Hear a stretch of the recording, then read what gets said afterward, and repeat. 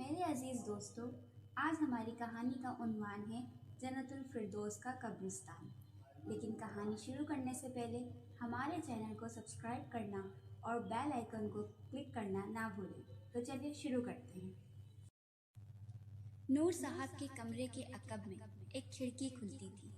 کھڑکی کے پار حد نگاہ ایک وسیع و عریض سرسبز و شاداب کشادہ قبرستان تھا، جس کا نام جنت الفردوس تھا۔ یہاں ہر طرف رنگ برنگے پھول اپنی بہار دکھاتے تھے۔ موتیا، مونگرا، چمیلی، مروا، رات کی رانی، دن کے راجا کی بھینی بھینی خوشبو، قبروں پر پڑے تازہ گلاب، تازہ قبروں سے امٹتی کافوری خوشبو، لبان کی اگربتیوں کی مہک اور گیلی مٹی کی سوندھی خوشبو کے ساتھ مدغم ہو کر فضا میں ایک پراسرار اور لطیف سا سحر طاری کر دیتی تھی۔ ان خوشبوؤں سے نور صاحب کا کمرہ ہر وقت معطر رہتا، زمین پر گویا جنت کا سا گھما ہوتا۔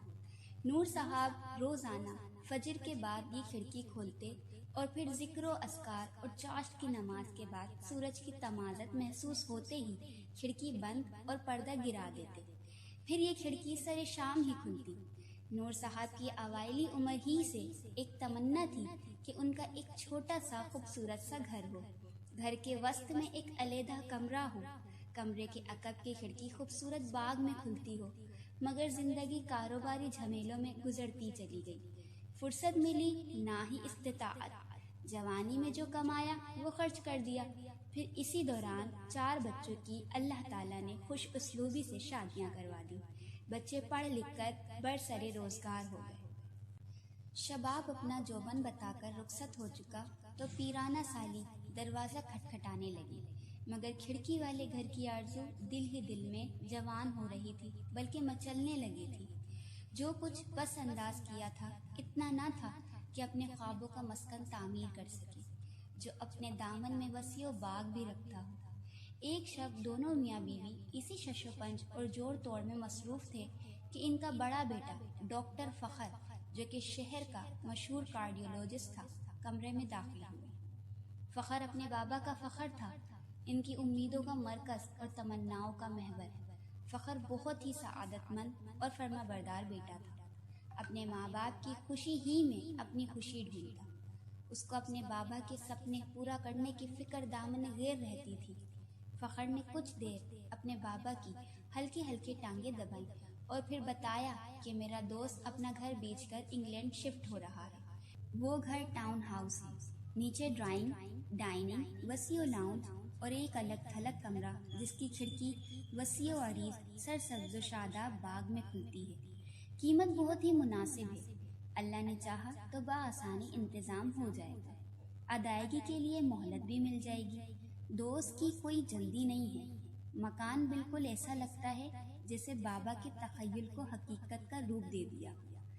بس ذرا سا مسئلہ ہے، وہ آپ چل کر خود دیکھ لیں۔ فخر کچھ کہتے کہتے رک سا گیا۔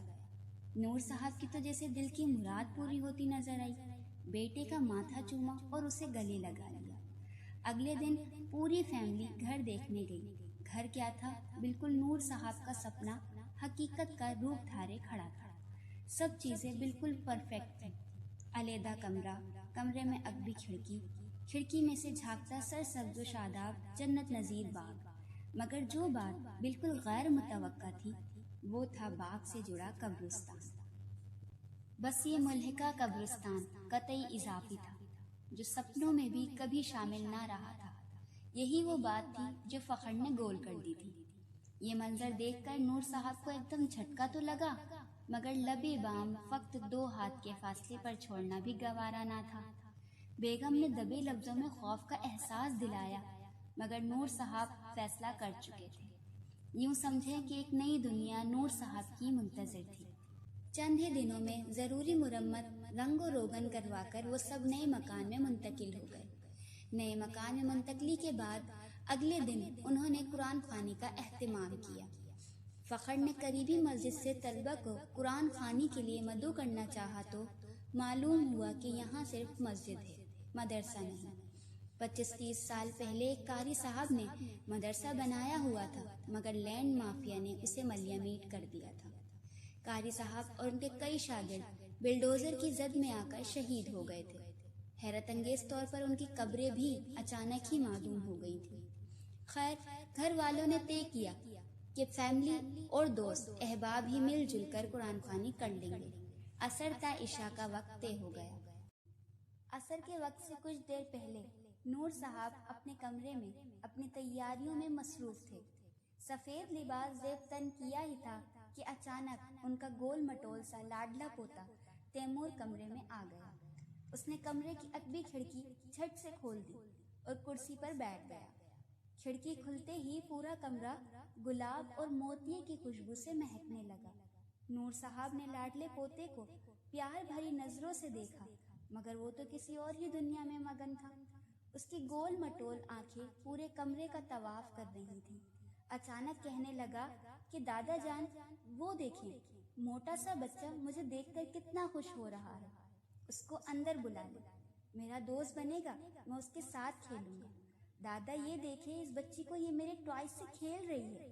نور صاحب نے حیرت سے کھڑکی کے پار دیکھا، کمرے میں نظریں دوڑائیں، مگر کچھ نظر نہ آیا۔ ابھی وہ حیرت کے سمندر میں غوطہ زن تھے کہ تیمور نے ایک اور دھماکہ کر دیا۔ دادا جان، وہ دیکھیں، بوڑھے قاری صاحب اور بہت سے ننھے ننھے طالب علم سفید ٹوپی اور سفید کپڑے پہنے، سپارہ ہاتھوں میں لیے ہمارے گھر آ رہے ہیں۔ نور صاحب کچھ نہ دیکھتے ہوئے بھی بہت کچھ سمجھ گئے۔